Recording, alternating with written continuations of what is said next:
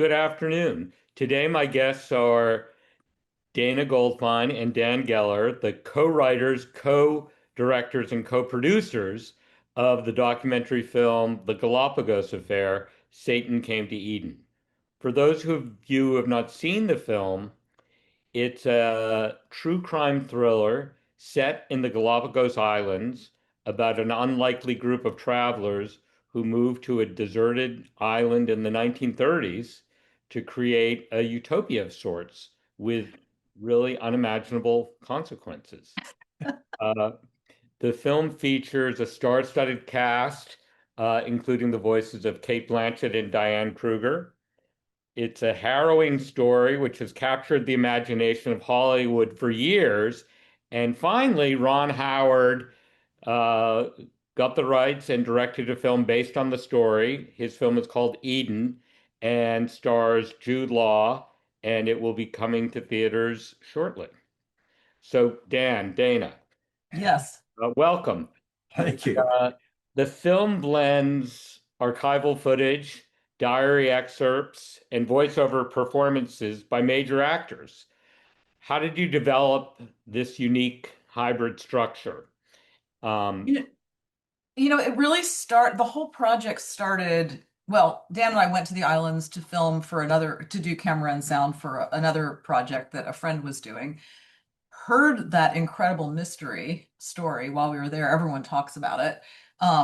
And became obsessed with it. But because we are the sort of documentary filmmakers who don't like to do reenactments, we hadn't done it till then and we haven't done it since. We could not for the life of ourselves figure out how we were going to make this project, but we were intrigued. And then a few years later, a friend turned us on to the fact that USC held in its not even vaults, in this poorly stored, wing of a history library, this rotting 16 millimeter footage that somehow captured all of our people. And at that point, we looked at each other and we said, if this footage is at all usable and we can get access to it, maybe we could make this happen. But we knew because there had been some books written by protagonists in the story, or articles, newspaper articles, or letters home, there was a written record of what they were experiencing at the time, or in some cases reflectively, and that could form the basis of a script to augment the silent film footage that we found.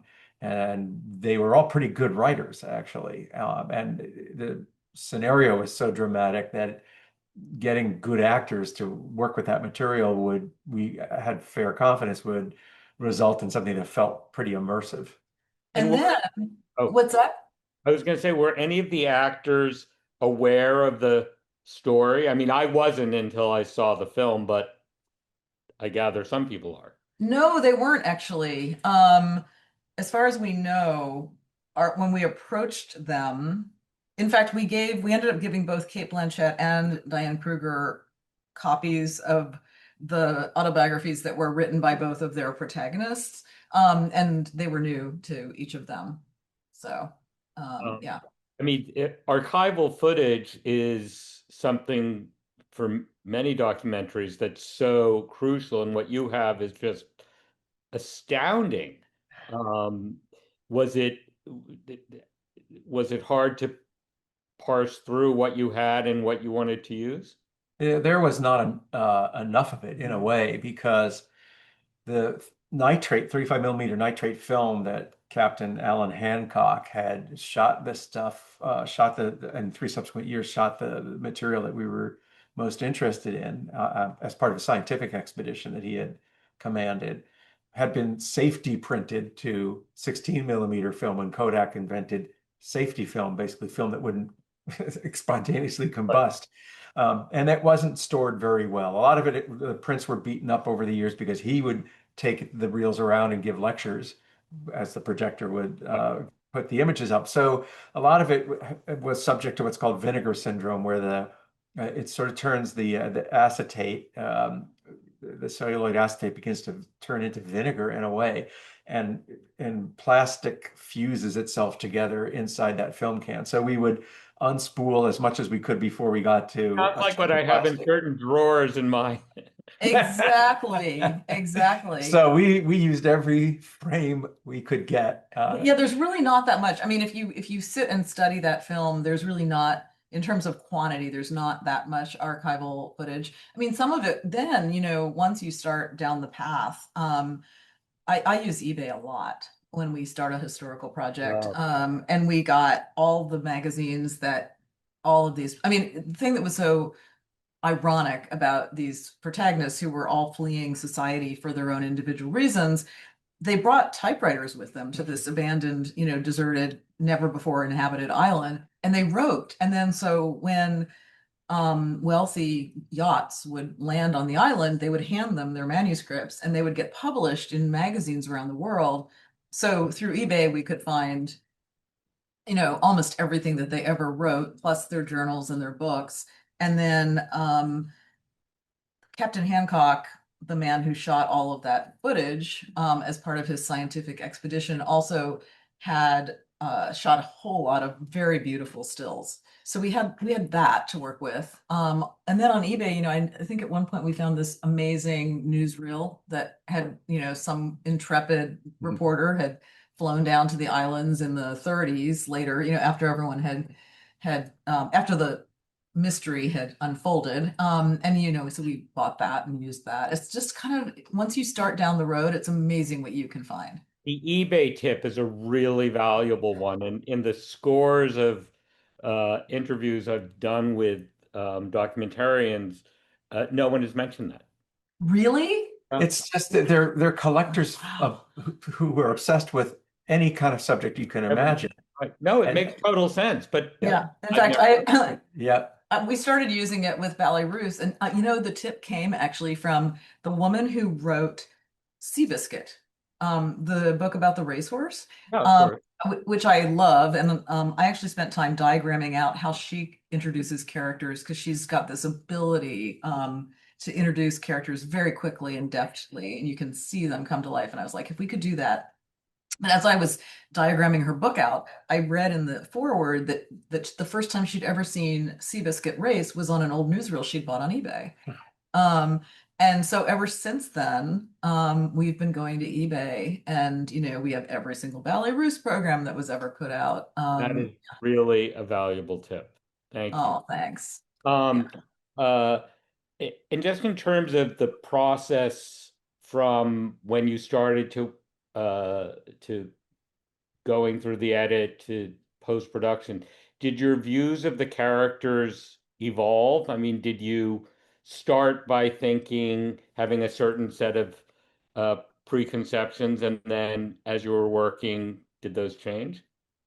for me, because we had read all of that written material, uh, that wouldn't have shifted the point of view so much for me as we were editing. But what did inform things when we were down in the islands, and we had made at least 6 or 7 trips during research and production down to the Galapagos and got to know some of the families, both the Whitmer family, who were part of that original group, and then people who had come not all that much later, but who knew the Whitmers or knew a lot more firsthand or secondhand knowledge.